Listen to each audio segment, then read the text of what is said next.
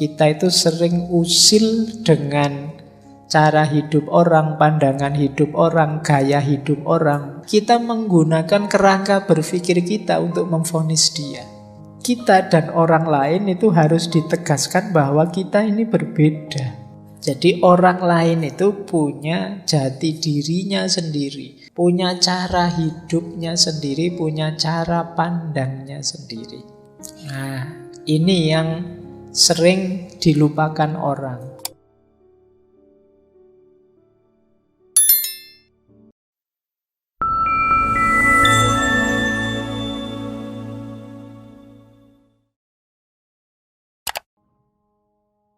Assalamualaikum warahmatullahi wabarakatuh.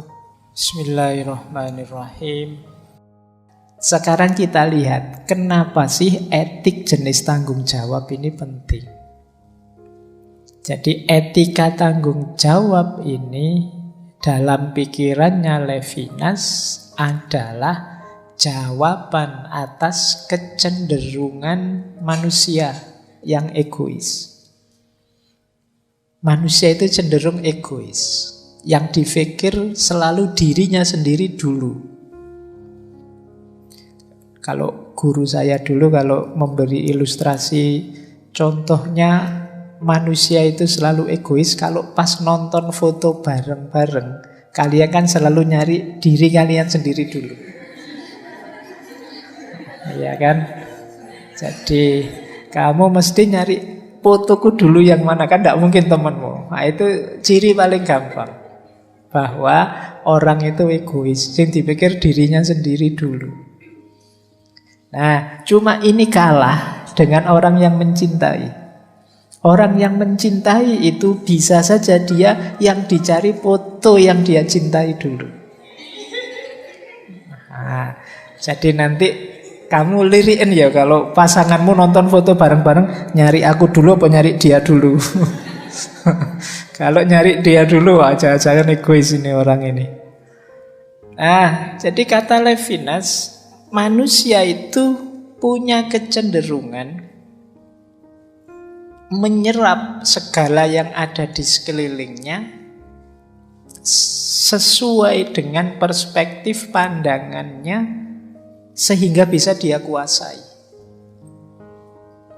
Jadi ini kecenderungannya orang, ingin menguasai segala sesuatu di luar dirinya. Dia ingin jadi yang ngontrol semua yang ada di sekelilingnya. Ini yang membuat orang kadang-kadang sok tahu, sok bisa, sok mampu, sok kuasa.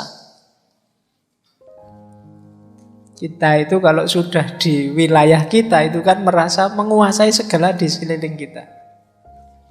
Misalnya kalian sudah, orang tahu semua kalian rajin ngaji filsafat, itu kadang-kadang kalian merasa, wah aku sekarang ngerti filsafat.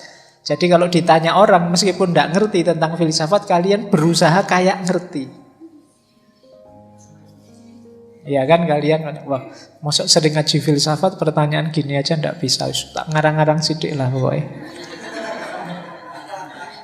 Nah, ini sering terjadi. Jadi orang itu ingin jadi pengontrol situasi sekelilingnya. Dia akan membaca segala yang ada di sekelilingnya, dicocokkan dengan perspektifnya, dengan cara pandangnya, cara hidupnya. Bahkan cenderung ngatur agar sekelilingnya ini cocok dengan dirinya. Misalnya, wah ini warnanya jangan hijau, saya sukanya ungu ya. Besok takmir diganti ya. Mumpung punya kuasa. Orang cenderung begitu, membaca perspektif dirinya saja, agar dia bisa mengendalikan sekelilingnya. Ini yang pertama, dan ini kadang agak sulit kan. Misalnya teman-teman yang putri sudah terlanjur dicitrakan bahwa perempuan itu pinter masak misalnya. Nah itu kadang-kadang yang memaksakan diri harus ngerti masakan-masakan, harus ngerti tentang itu. Akhirnya menyusahkan dirinya sendiri. Jadi ini kecenderungan yang pertama. Dia ingin jadi yang mengontrol situasi sekelilingnya. Kemudian yang kedua, Dia menganggap antara aku dan yang lain ini dua hal yang berbeda, tapi dalam pengertian yang lain harus hadir untuk membuat aku nyaman. Kalau tidak, aku pergi atau engkau yang pergi. Nah, itu kecenderungan manusia. Kalau kalian punya teman tidak cocok sama dirimu kan itu. Aku yang pergi, aku tidak cocok. Atau kalau bisa ya dia tak usir saja, tak bikin tidak kerasan biar pergi. Karena kalian ingin hidup ini sesuai bayanganmu, sesuai skenariomu. Ini nanti kalau di filsafat barat kan orang menyebutnya membaca segalanya dengan aku, dengan narasi tunggalku. Kita itu cenderung kalau bahasa ilmu bias kognitif itu kita cenderung availability bias. Jadi availability bias itu mencari contoh yang cocok saja dengan pendapatku. Yang tidak cocok ya disingkirkan. Nyari contoh yang ada, yang dekat, yang mudah, yang cocok. Kita selalu begitu kalau berpikir. Tidak usah takut merokok. Simbah saya itu sampai umur 100 tahun merokok masih sehat saja. Ini namanya availability bias. Ngambil contoh yang paling dekat, yang paling mudah, yang ada, yang sesuai dengan pandanganmu. Jadi, adanya yang cocok ini dijadikan contoh. Kamu tidak mengambil contoh, padahal ada loh orang itu yang tidak sampai tua karena rokok meninggal. Itu tidak diambil. Yang diambil tetangga saya sampai umur 80 masih sehat meskipun merokok. Ini namanya availability bias. Seolah-olah benar, padahal tidak. Itu memang muncul dari hasrat kita untuk selalu dianggap benar. Kita ingin agar lingkungan sekeliling kita itu manut, ikut dengan pendapat kita. Nah, ini nanti dasarnya kenapa Levinas itu kemudian merumuskan etika tanggung jawab. Baik, ini yang pertama. Yang kedua, etika tanggung jawab yang merespon egoisme manusia itu, Levinas mengkritik pikiran-pikiran etik sebelumnya. Pikiran etik sebelumnya itu kata Levinas, kan ada sebelumnya Immanuel Kant, tadi ada Aristoteles, ada Stuart Mill Bentham, utilitarianisme. Itu kata Levinas, sifatnya sebagian besar itu egois. Jadi yang dipikir selalu aku yang baik. Bagaimana membuat aku jadi orang baik. Kan fokusnya selalu ke situ. Ya benar sih, memang etik itu memperbaiki diri, fokus pada yang baik, meninggalkan yang buruk. Tapi kalau modelnya egois, akhirnya apa? Yang dipikir dirinya sendiri terus. Tidak peduli yang lain. Tak kasih contoh ya. Pernah enggak di sini atau mungkin teman-teman pernah bersikap begini. Ada yang memberitahu kalian, teman yang sana itu loh suka ngomong jelek tentang kamu. Biar saja dia ngomong jelek. Toh dosa-dosanya dia, yang penting aku enggak terpengaruh. Malah dosaku nanti bisa dikasih ke dia. Ini egois. Jadi kamu ingin jadi baik sendirian, enggak peduli temanmu rusak. Jadi tidak peduli temanmu masuk neraka, masuk neraka dewa, aku tak mlebu swarga. Ini cuek namanya. Jadi pelajaran-pelajaran etik sebelumnya itu hanya fokus pada dirinya sendiri. Ini agak egois, padahal egois itu tidak etis. Jadi kamu juga harus peduli dong kalau ada yang lain yang perlu juga jadi orang baik. Jangan biarkan, biar aja yang lain rusak, yang penting aku tetap baik. Apa teman-teman itu tontonannya di HP gitu-gitu. Yang penting aku baik, biar aja mereka. Mereka sudah besar, sudah tahu mana baik, mana buruk. Kan kita selalu begitu. Kita abai dengan orang lain. Nah, teori-teori etik sebelumnya jarang yang menyentuh keterbukaan, kepedulian, rasa hormat pada yang lain ini. Selalu fokusnya apa sih perbuatan baik itu? Dasarnya dari mana? Dari hati, dari Tuhan, atau dari kesepakatan masyarakat? Tujuannya kesenangan apa kebahagiaan? Fokusnya selalu ke situ dan akarnya selalu di aku.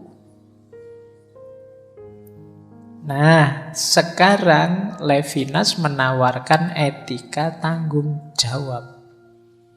Yang isinya adalah membuka diri, silahkan yang lain hadir. Sesuai kenyataan dirinya apa adanya, kita bersama-sama saling melakukan yang terbaik untuk yang lain. Nah, ini rumus etika tanggung jawab dari Levinas. Baik, jadi ini sudah bisa mulai ditangkap yang diinginkan oleh Levinas dari gagasannya ini. Kita lanjutkan. Nah, ini tadi yang disebut etika wajah tadi. Ethic of face. Jadi wajah itu ya bukan berarti yang kelihatan muka ini. Maksudnya kehadiran orang lain. Jadi etika wajah itu begitu ada orang hadir di depan kita, itu kan kita dipaksa harus merespon. Kita kan tidak bisa diam saja. Di kamar misalnya kamu sedang asik-asik, tidak pakai baju, dengerin musik, santai-santai, kelekaran, temenmu datang notok pintu hadir, wajahnya di depan wajahmu sekarang, itu etika wajah. Jadi ini kan menurut kamu respon. Mungkin kamu cepat-cepat, waduh, ambil baju, musik dimatikan, sampah-sampah dibersihkan sebentar, terus kamu baru buka pintu karena hadir temanmu.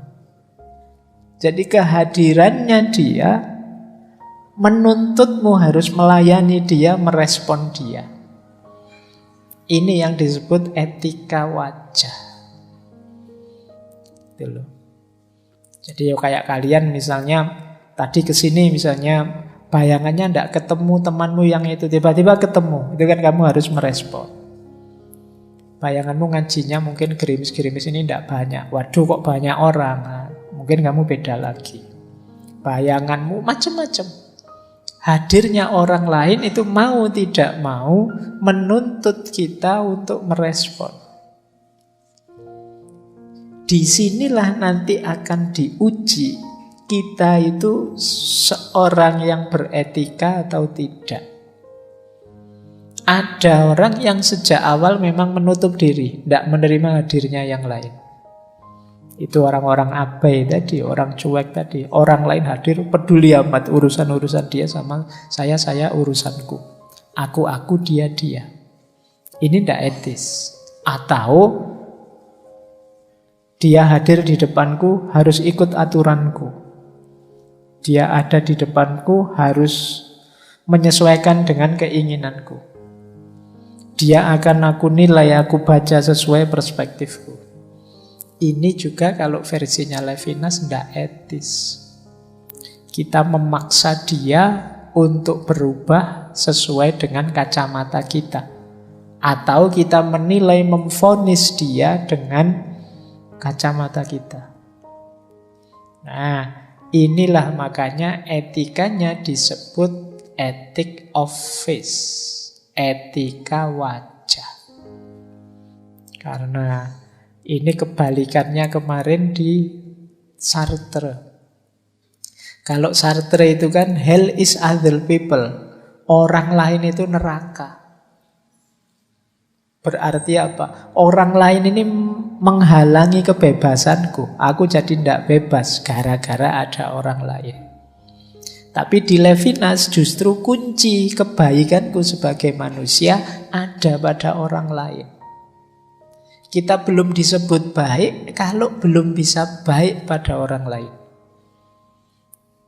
Jadi ini sama-sama filosof, sama-sama dari barat, tapi pikirannya bisa berbeda. Nah, ini yang sering saya bilang ya.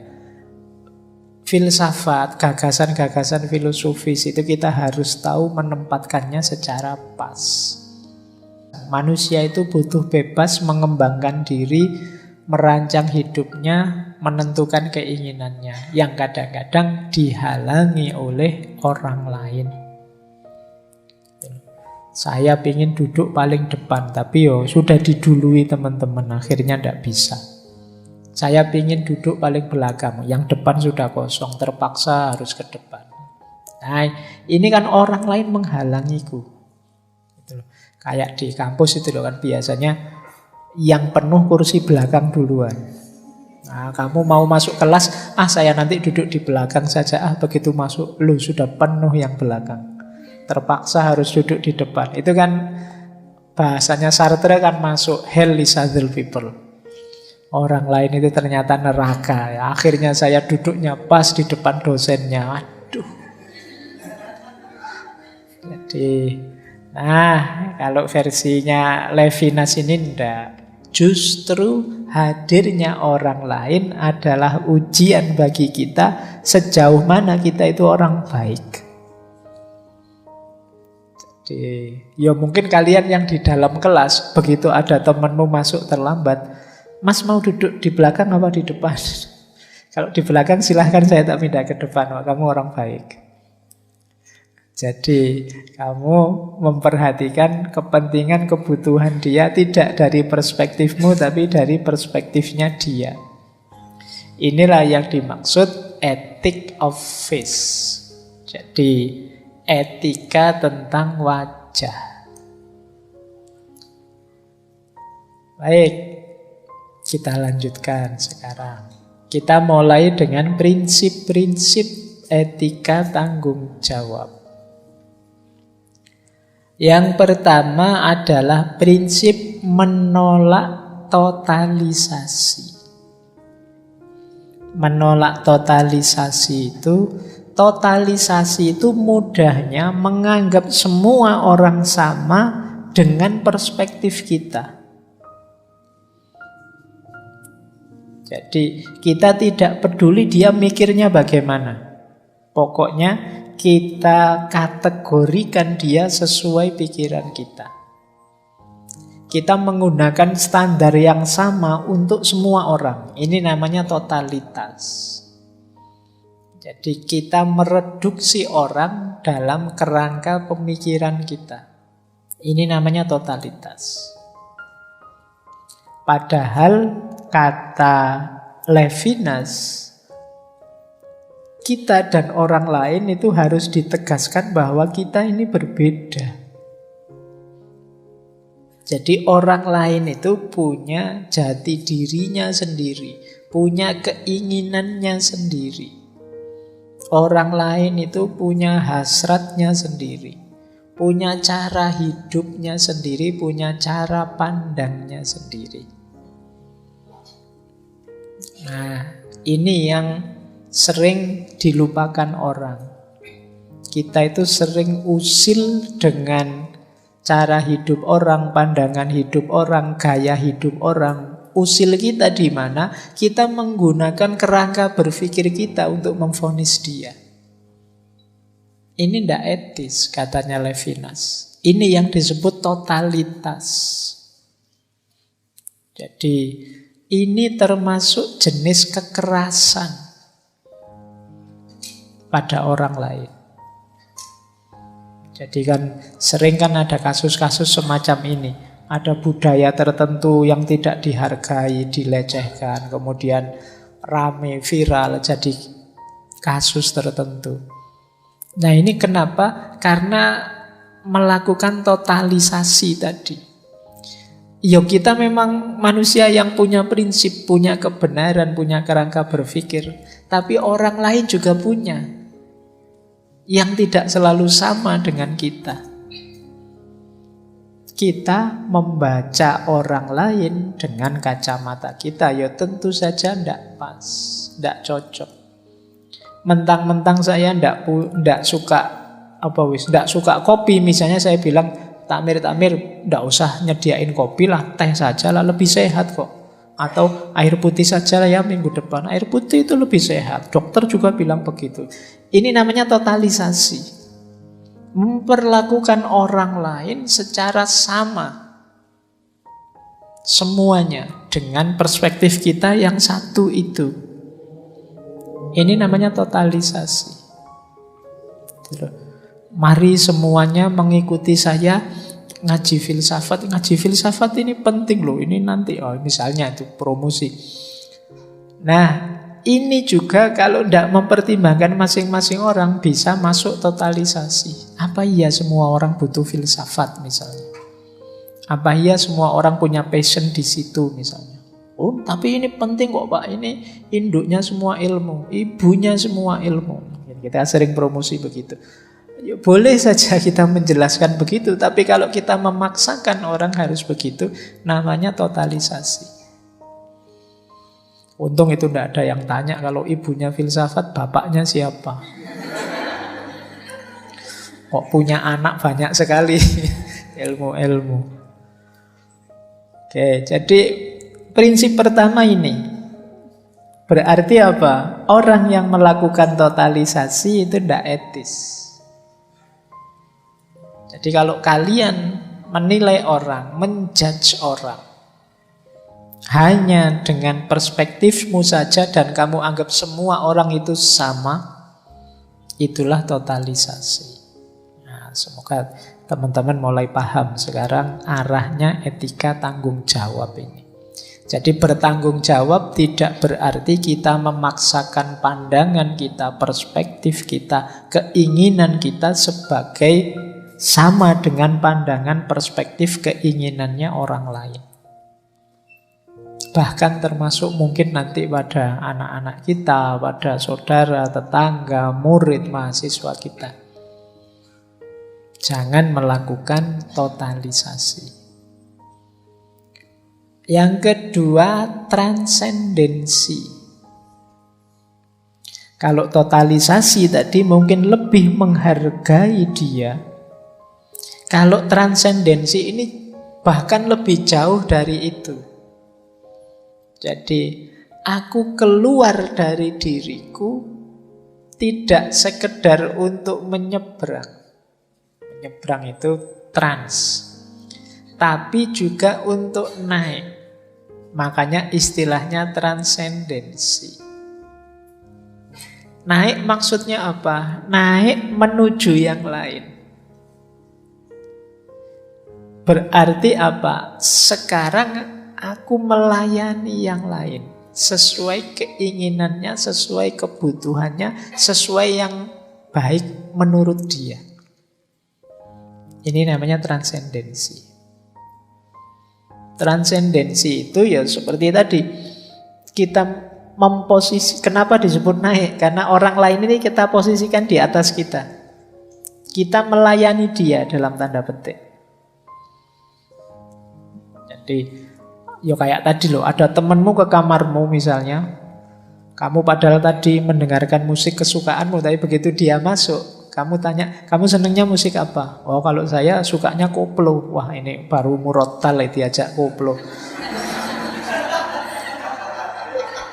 Misalnya, loh itu terus, ya sudah biar kamu seneng tak, sebentar tak setelin koplo lah. Ini namanya transendensi. Jadi kamu melayani dia, kamu posisikan dirimu di posisi dia. Ini orang baik. Kalau kamu punya teman begitu kan kamu menyebutnya teman yang baik. Ini yang dilupakan oleh para filosof. Baik itu ya berhubungan dengan orang lain. Tidak hanya di luhurnya konsep atau kesenangan yang diperoleh. Tapi sejauh mana seseorang bisa mentransendensi dirinya di hadapan yang lain. Jadi kalian memposisikan dirimu tinggi. Jadi tinggi dalam arti setinggi orang lain yang ada di depanmu. Kamu melayani dia, hadir untuk dia.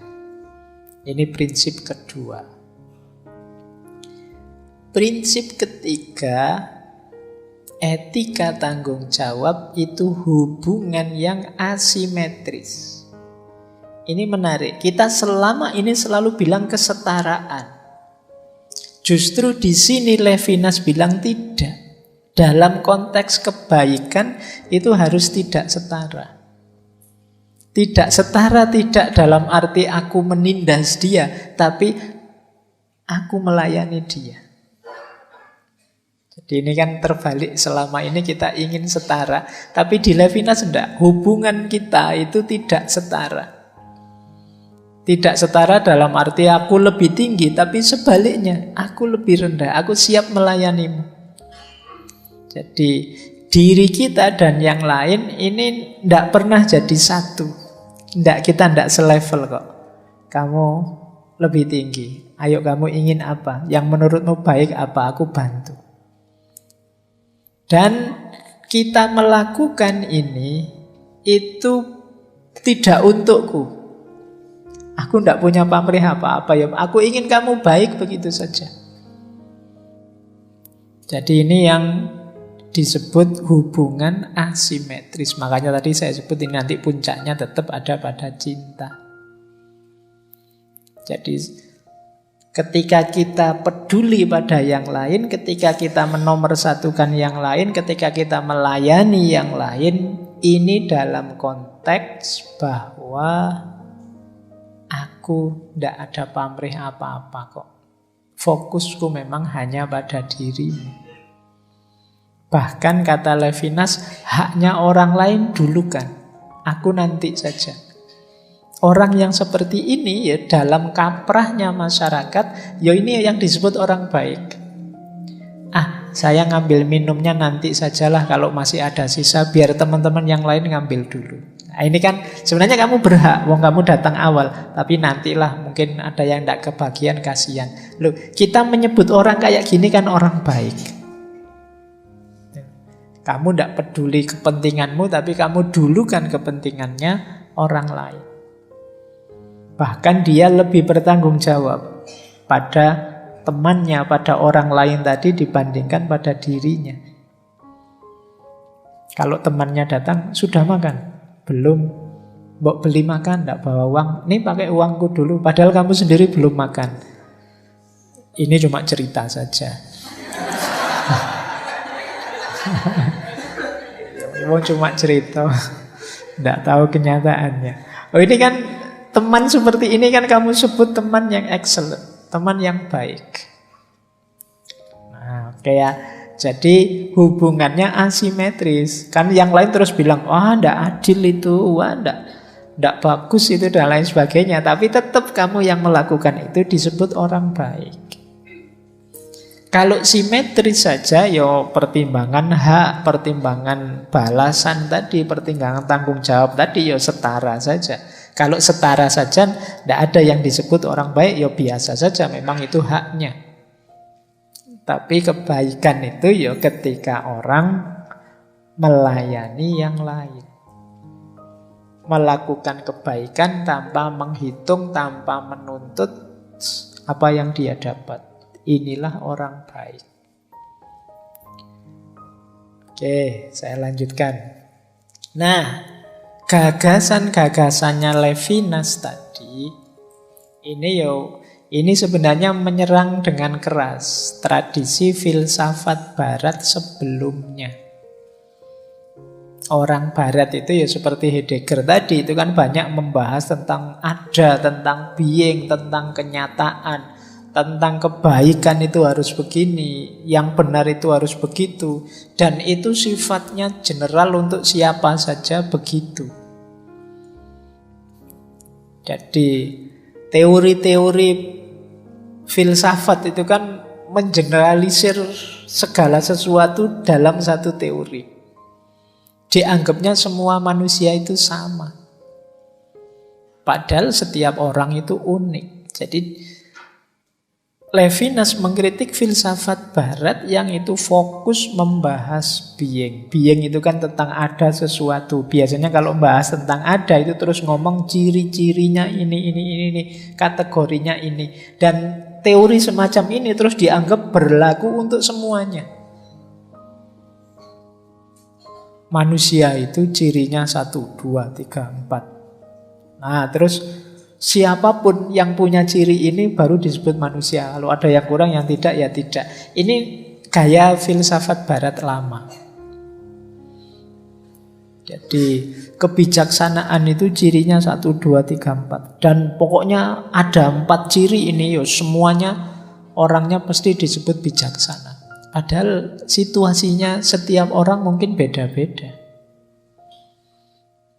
Nah, ini yang dikritik oleh Levinas pada tradisi filsafat barat. Ontologi barat itu ontologi yang menyamaratakan semuanya, termasuk manusia. Padahal manusia itu unik. Setiap orang adalah pengecualian sebenarnya. Sebanyak ini yang hadir malam hari ini, itu kan saya yakin tidak ada yang sama persis isi dan cara berpikirnya. Nah, tapi begitu dibikin teori, terus dianggap semua sama. Mungkin kalian sekali dua kali baca komen atau berita tentang ngaji filsafat. Setiap malam Kamis, anak-anak muda berkumpul, semangat sekali belajar filsafat. Apa iya semuanya semangat sekali belajar filsafat? Wong yo ada yang pingin nongkrong saja, pingin ketemu teman saja, daripada nganggur di kos saja. Ada macam-macam motifmu. Tapi kan begitu diberitakan, digeneralkan semua, seolah-olah semua begitu. Nah, ini kritiknya Levinas. Kita itu kan mikir selalu begini caranya. Selalu menganggap sama semuanya. Lupa bahwa kalau itu menyentuh manusia, pasti beda-beda. Iya, kalau alam sih ajek dia, konsisten dia. Tapi manusia tidak. Senang, susah, bahagia, menderita, dan lain sebagainya. Ini kalau manusia sifatnya unik. Jadi, suka dipukul enggak? Enggak suka, Pak. Semua orang mesti enggak suka dipukul. Ya belum mesti. Dalam situasi tertentu mungkin kamu minta dipukul. Kayak kalau di sinetron-sinetron lagi pacaran pinggir pantai terus kejar-kejaran pukul-pukulan. Nah, itu kan kamu minta dipukul. Kalau momennya kayak gitu, pukullah aku lagi. Jadi enggak. Kalau manusia unik, enggak seragam. Maka pertimbangkan keunikan masing-masing orang. Jangan zalim. Menilai orang, memaksa orang sesuai dengan kerangka berpikirmu. Itu kata Levinas.